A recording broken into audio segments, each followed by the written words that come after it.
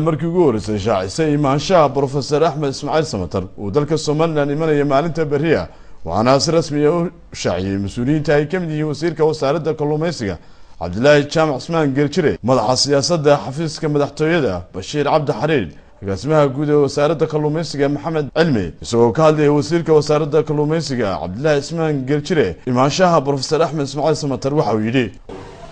hadii la ilaa barito oo bisha ay laba tahay axada bisha June ay laba tahay kuliyo 2013 aynu insha Allah ku soo dhaweynaa airportka magaalada Hargeysa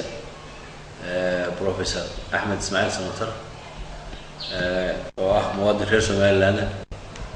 oo ka imanaya dalka Mareykanka in gaaba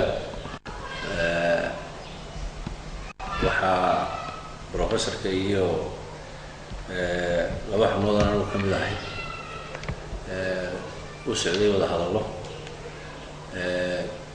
sidoo uu iman lahaa dalka isagoo ah muwaadin reer Soomaaliland oo aaminsan qadiyadda Soomaaliland maanta muwaadin walba yar iyo weyn inan iyo gabadh waynu u baahannahay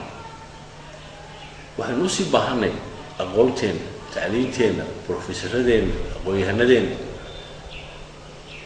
cid walba inuu baahan marka muwaadiniinteena